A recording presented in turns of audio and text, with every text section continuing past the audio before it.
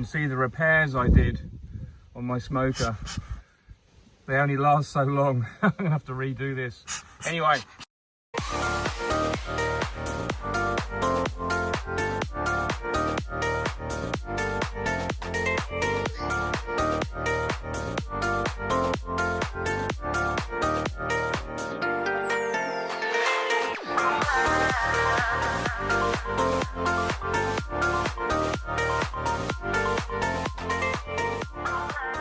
This week I've been carrying on where I can, making splits, making nukes.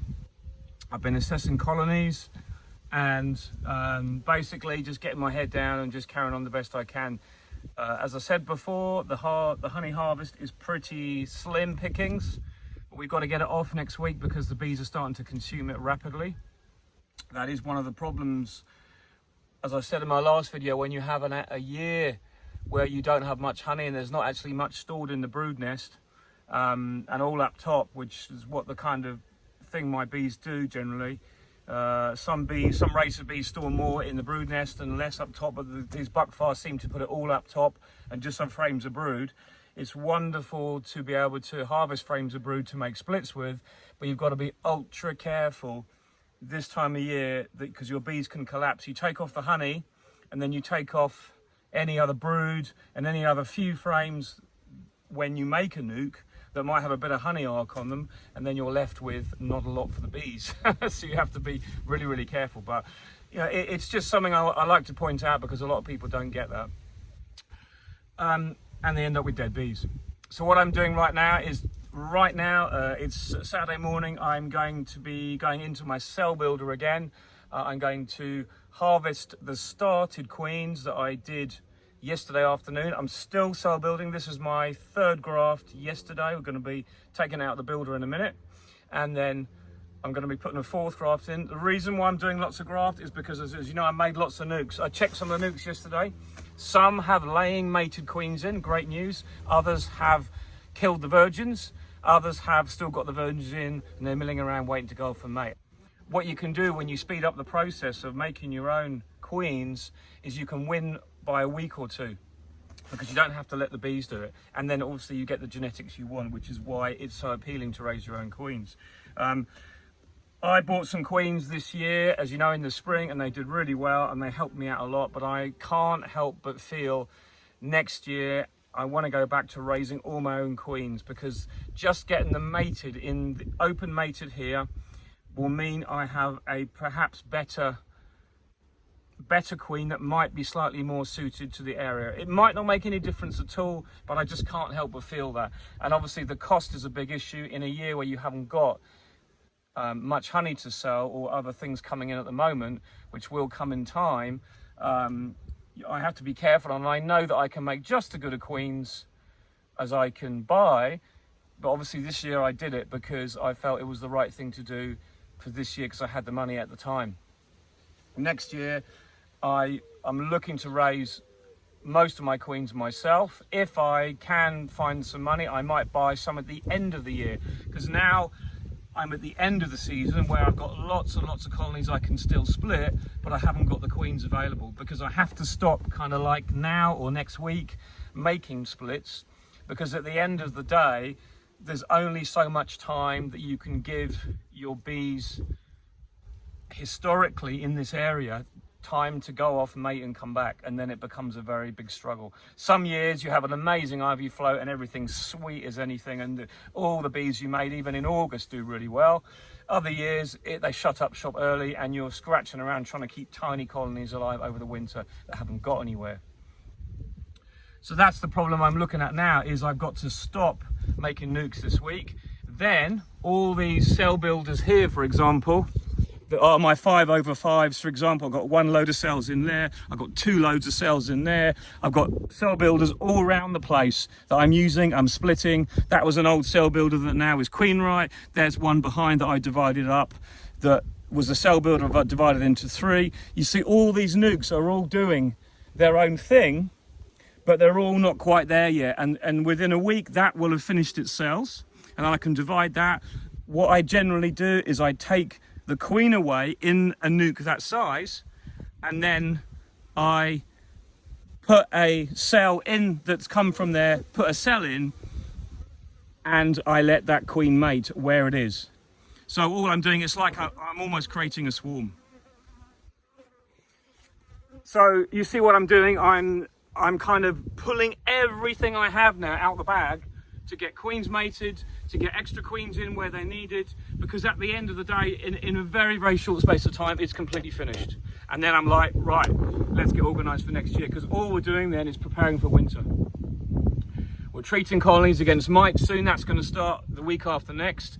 I'm harvesting my honey, as I said, next week, and it won't take long, because I'm going to go in and gap up, go into to colonies I know that have only got 1 or 2 supers full of honey, and put them all in one super, and then get the bee escape on after that, because it just saves a lot of time. So I can just take empty supers back to the store and just put them straight in. We are getting wasps now. All of a sudden we're getting wasps arriving. That started, these things flying around, and most actually wasps are a complete pain in the ass. But when you've got your gear on, obviously it makes no difference. Robbing isn't an issue because I'm being careful. I've got some wood I've cut out for my 6-frame nukes to reduce those all down in size, and I'm using foam on my older nukes. So these are my older nukes that have been stored at the workshop for years. These are the ones I first made over 10 years, well 10, 9, 8 years ago, because I started off with number 1, which, believe it or not, I think it is this one here. This was the very first nuke I made. There you are, there is number 1. That takes me back a bit. And when I was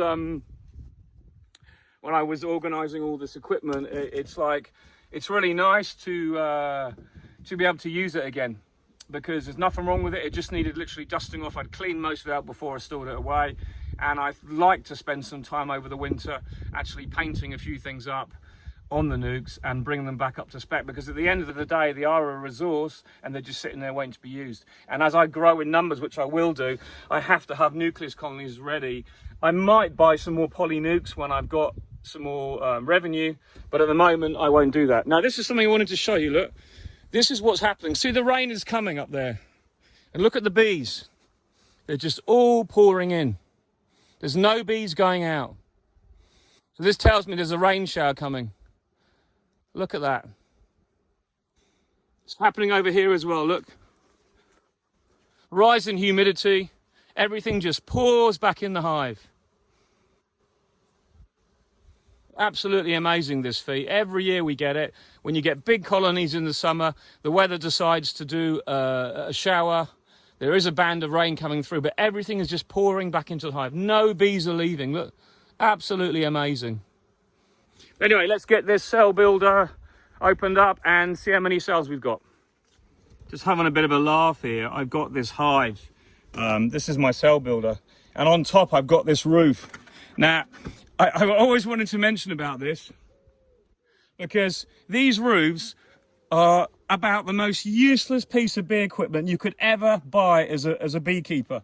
If you've got 1 or 2 hives in your garden and you want it to look pretty, that's fine. But if you're a professional beekeeper who's got loads of bees and you've got hives to move around, they are the most unpractical thing I've ever seen in my life. You can't stack them, you can't do anything with them, they don't go anywhere. But really, for something like a post box in the front of your house, that's probably a really good thing. They look really cute. So this is where this is going to go. Eventually I'm going to put a hive outside my house and it can be the post box. You know, it's like such a complete waste of time for a professional beekeeper. But anyway, that's my whinge for the morning, because I think it's hilarious. So we've got the usual thing. We've got an eek here as a shell. I'm just going to notch this down once more so you can see inside the builder. This is my feeder. See, they're feeding like absolutely mad. When I started raising these cells this week, I made it way too early, and there was absolutely terrible grafts. I think the first graft I had 3 days ago, I had like only 14 cells that took. So it was basically like a waste of time. But it still was 14 cells. And every day since then, it's got more and more and better and better. And you'll see now, there's a lot of bees in here now that are hopelessly queenless, and they're all looking much better. See, this time of year, that's what I like to see. Loads of bees with nothing to do, because it means they are waiting for something to do. They're all part of the colony, but they're a huge amount. And on here, I've got pollen sub. There's 2 lumps of pollen sub here that they are munching through quite well. So I'm not going to knock these bees off because I think it might be going to rain in a minute. So I'm going to put that down. And I'm just going to take out the cells to show you. And then what I'm going to do, when I take them out, I'm going to just order them around to see what results we've got. And then I'm going to put them back on top, and I can cover them back over with this if it rains. So I'm ready to cover myself if it rains at all. I'm not expecting a massive take, but I'm expecting to get some cells, and hopefully we will have. So this is 24 hours since I put these in, and there's a few cells there. Not too bad.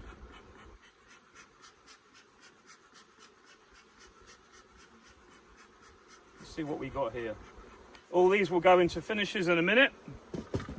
But I've got to turn back into finishes because I took out the queen excluders.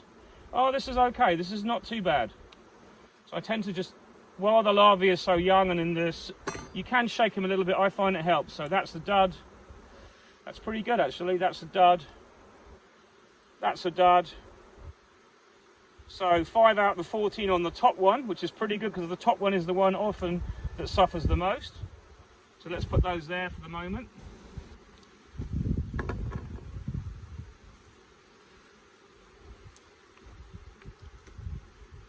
These bees are a lot more amenable than they were the other day. That's a pretty good take. I'm going to have to find 3 cell builders, I think, which is absolutely brilliant. So these won't be hatching out for another 10 days, but that's fine. Because 10 days time, I know they'll be ready to come out. So that's pretty good. If you can see there, all pretty good take. Surprising how this builder has really come along. The wind is getting up. That one's a dud.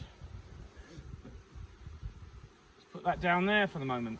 All I'm doing is I'm just leaving these on top of the bees. The bees keep all these warm because you can feel the heat coming off this enormous colony of nurse bees. Pretty good take on this, to be honest. I've got my bee brushes in the truck, but I haven't got it with me, I'm afraid, so I normally would use that. But so there's a dud. There's a dud. There's a dud. Looks like the rain is coming. I might have to abandon this in a moment. But let's just get these all made up so that then we're ready to just put the cover back on and then come back after and just distribute them. A few less in this one. 1, 2, 3, 4, 5, 6, 7, 8. So that's good. Here comes the rain. So let's just get this done quickly. That's a dud. So let's gap up these. That one's good. That one's good. That one. That one. That one. As I said, this is like just a cell builder I put together very quickly. It wasn't quite as I wanted it. It wasn't a hugely strong colony, but it's fine. That's a full house now. 14 cells on that. So what we'll do is we'll put this one here.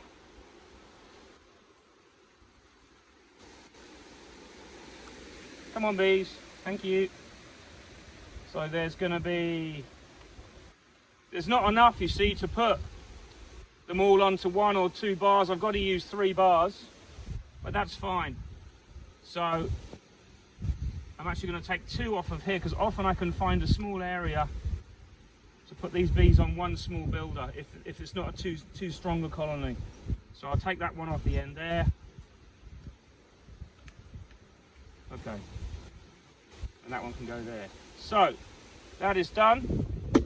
Let's just quickly close this up. I'm putting this back on top here so that the bees will keep this warm for a few minutes while I think about what I'm going to do next when the rain stops and get the finishes ready.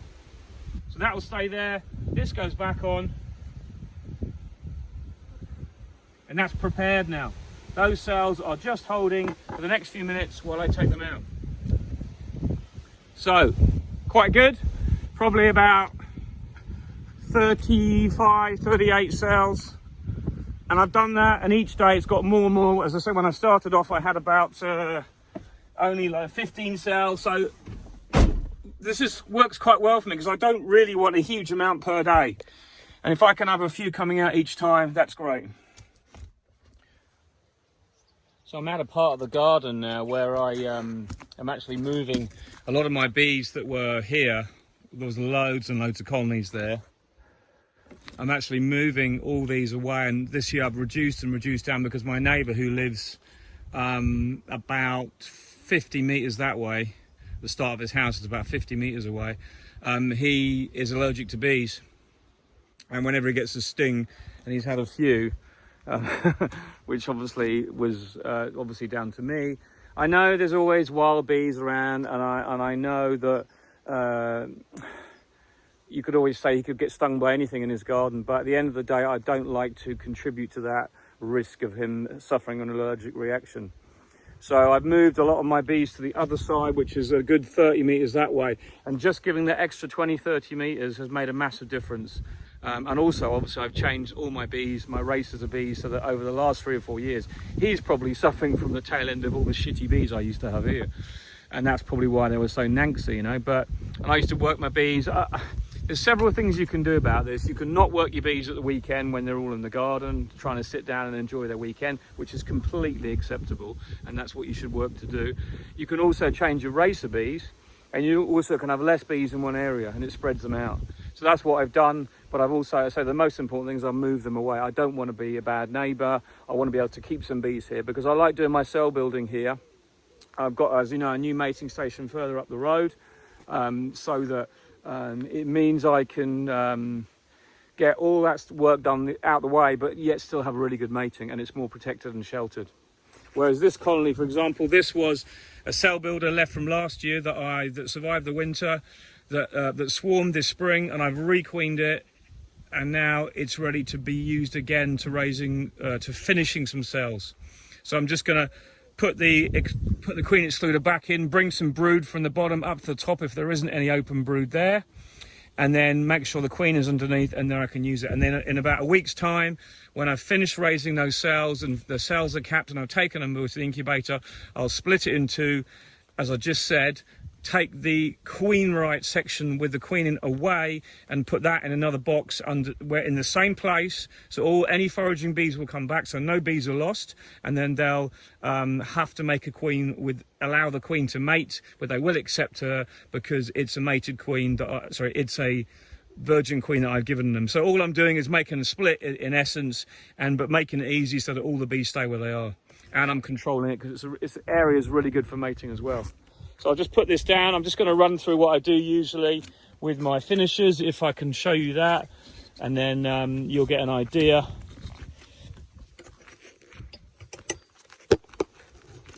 I don't know what's in this colony. I haven't really looked at it for a while. I know it's queen right, and I know it's got a good colony. I think there's quite a bit of honey in the top, so I may have to take some of that out. So I did feed it a while back to give it a bit of a boost, and there's a lot of bees in here now, which looks really good, and they are nice bees, I know, because it gave us a nice queen, so I'm very happy with that. Just going to take my time here. If this is absolutely full, I will put a full bar of cells in here, and also an additional small bar. So you saw me with those 2 bars, they can go in this one. Yeah, it's absolutely packed full. This would be great.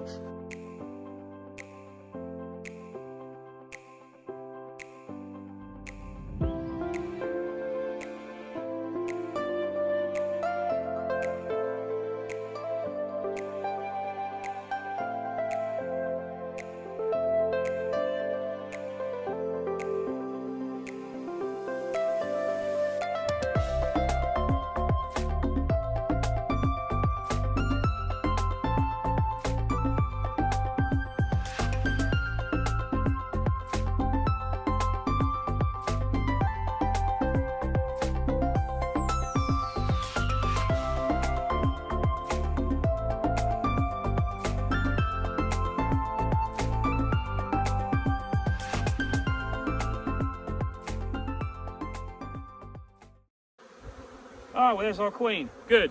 White dot queen underneath. Good, we found her. She's in. Great. Job done. I don't have to touch this top box now apart from putting the cells in. This goes back in. The frames are a bit light. This is going to get fed anyway, this colony, with pollen sub and syrup. So there goes my queen excluder. It's just cleaning these bits of wax off from the last colony. That goes on. Queen is beneath. There was no cells in the top apart from, so there was no queen cells in the top. So we know that this is a good colony, and that is now ready to act as a finisher. So I'm going to just part the frames and drop them in. Look at the bees that would have fallen through. There, look. That's what I just had this bottom box sitting on, and that's why it's useful to use this, because it means you don't lose bees. If the queen was in there, she would have only dropped into here. It's a really good thing to use. So I'll just leave this to one side here now, and they'll all crawl out back into the hive.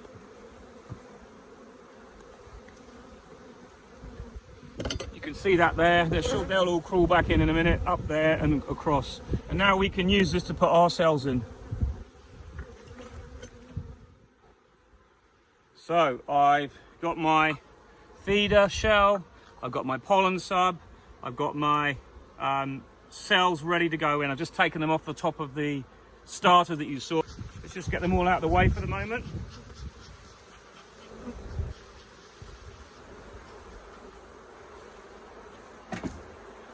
Okay.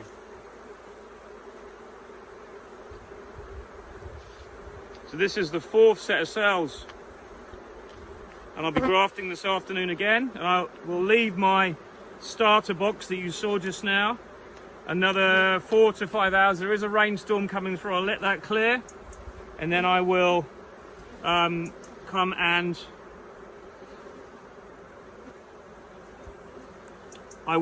graft this afternoon when their colony has had an additional period of hopelessly queenlessness. And it really does help, because it gets the bees so desperate that they start drawing up absolutely everything. See how this bar helps me so much here? So it just means nothing moves, and it keeps that, when I mean vertical, they don't do this. It doesn't move either way, it keeps it vertical, okay? So these other few cells I've got on the single bar, it wasn't a full houses one, but it's actually, I found one more cell I'd missed. And we have got plenty. So this goes in as well, in the same colony. This one will go in this side, but I just move things over. And yeah, they can build a bit of comb sometimes, but they won't build much because there's plenty of room in this colony to store stuff. It's a little bit tight, but I kind of like that, you know. Let's just move that one over as well. This one goes in here, and then we're done. And you'll see what I'm going to do in a minute with my feeder shell. Now it looks a bit tight, I know, and it's disrupted the normal passage of the frames, but there is gaps between them all. So on goes my feeder shell we made last year. Remember, this side has the pollen sub, okay, that I've just taken from the feeder side, because I'm just carrying it. It's a bit of a blob at the moment because it was actually the last bit I had. I've got to collect some more from the workshop tomorrow. So the bees can come up from these holes here, they can get to the cells, they'll circulate over here. You saw how big the colony was. They can come up through this feeder. I'll fill this up with syrup in a minute. They'll come up through there. They don't drown because we put this square around, and because we've got this on top, okay, that seals it down. Can close that off. That seals it down, and then the bees don't fall into this section and drown. And the bees that do go in here only fall in and they climb back up, and very quickly they empty this out. So I can top this section up. In hindsight, when we made these, the feeder could be a little bit bigger. So we should have made it to kind of about there and then put the last bit for pollen sub, because it doesn't seem to really matter. But anyway, the long and the short of it is, it allows you to feed the both. You can get pollen sub on one side if they want it, which they probably will take it down straight away, and then you can put syrup in here, which they will take down very rapidly. So I'm just going to grab some syrup, but this finisher is now set up to finish these cells, and in 8 days time I will remove these and take them up to the incubator, or take them straight to any queenless colonies, which by then will be hopelessly queenless, because they will not have had a chance to make any cells because they've got no larvae left to make cells with.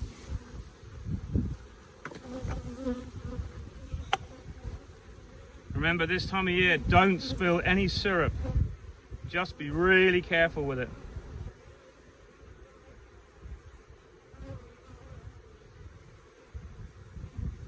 This is, as I've said before, odorless, so it does help a lot. But if you're using some old honey or syrup that has a little bit of honey in it because you had some frames you washed out or stuff like that, of your own frames, as I say, your own frames, so you know where it's come from, that's okay, but just be aware that it causes robbing. Anything with a smell in it goes mad.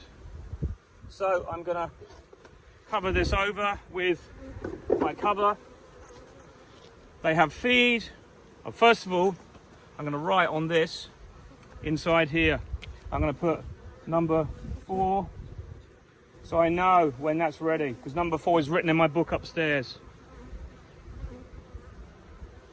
So both bars I'm organised so I don't get it wrong. I will know roughly anyway because I know when I did it, but it's just to say that you have to make sure you record everything so you know. That goes on there. Then I've got a bit of a board on here. I've got a feeder on here. I don't need to put another feeder on top, which I had before, because they will get enough nutrition now into this colony. I'll leave this back out the way for next time. That there is ready to go, so when I make a split,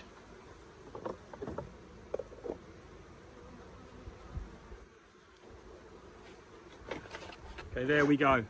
That is ready and done. That's all I have to do to it. If I can come back, don't forget they've only got to have syrup for 3 or 4 days. But in truth, I want to have them for more because I want to build them and split them anyway. So it's worth me putting more food and nutrition into that colony now anyway, because in probably a week to 10 days, I'll split that. So if I can feed that solidly for the next 10 days, they won't build comb onto the cells.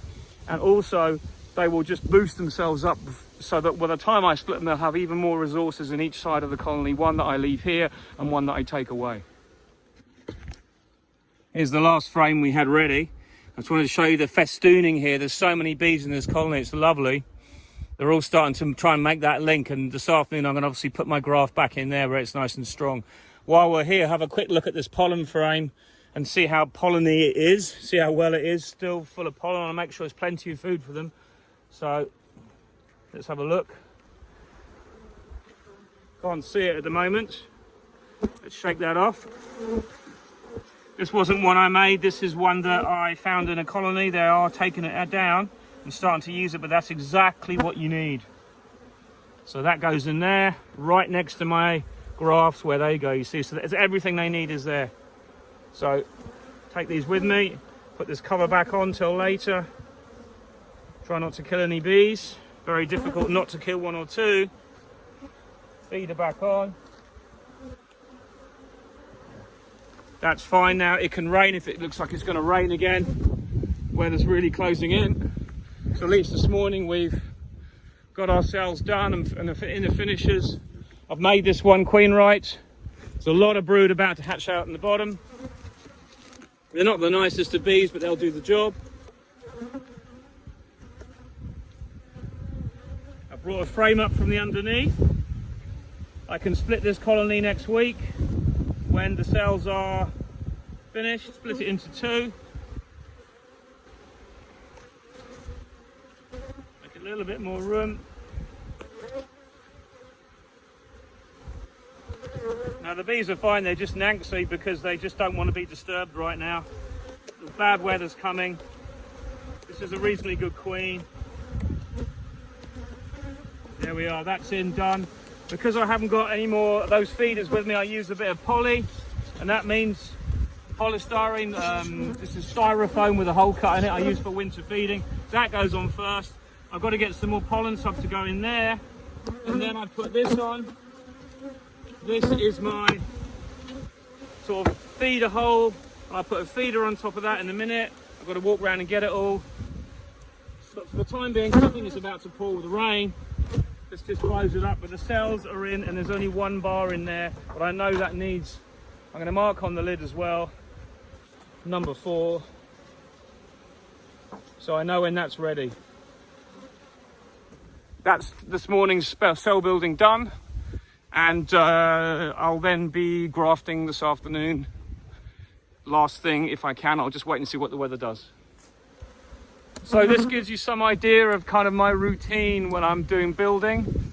You kind of can work around everything if you organize yourself properly. Obviously for me, as I said, I'm not really into raising a massive amount of queens now. I'd like to have 50 or 60 coming out in a few days to just smooth over everything and make sure that I have enough to put extra queens in if I'm not sure there's a queen in it. Because at the end of the day, all you do is put another running virgin in, and if she kills the one that's mated, fine, it's the same genetics, it doesn't matter. Not ideal, but it still works. If there isn't a virgin in the nukes you've made, then there is one, okay? So your hopelessly queenless colony, which is hopelessly queenless by then, will accept that virgin. And to me, it's a way of processing the colonies at the end of the year, making sure they're all going to be queen right.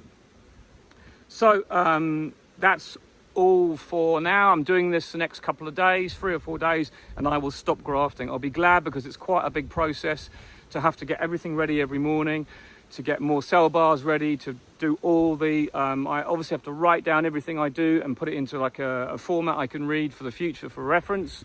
But in terms of my breeder queens, they've all been pretty stable this year. I'm very lucky that I haven't lost any, not a single one. And I'm hoping that I haven't actually bought any more breeder queens this year. I'm going to buy a couple more next year. So it all it all comes down to the old spondoolies, they say, the old money, and I have to be careful, but at the moment everything's going well. So I'm just keeping on making those nukes up, raising queens, so I can go in the next few weeks, couple of weeks, and make sure everything is queen right, and that is it for the year. And I'm just hoping, I really do hope we get a decent ivy flow, so that will give extra feed coming in from the outside. And now the feeding starts, the pollens, I'm making lots of pollen sub up this week, that will go on as well. But I've learnt now that I only give pollen sub when the bees are raising bees, when the queen is raising bees. Obviously the best protein out there is the pollen they bring in, and they are bringing in maize pollen right now from the maize, or corn you call it in America. So we've got that for the next week or so. The best time to use pollen sub is late summer, autumn, when you're building those colonies while the dirt is still on, and that gives you the key, that gives you the edge. So anyway, from a not very sunny Brittany, here comes the next shower. Pretty dark, but it'll blow through. Grafting later this afternoon, be glad to get that done. I'm really pleased with the way it went today. It's all progressing well, all positive, and I'll catch you again soon. Bye for now.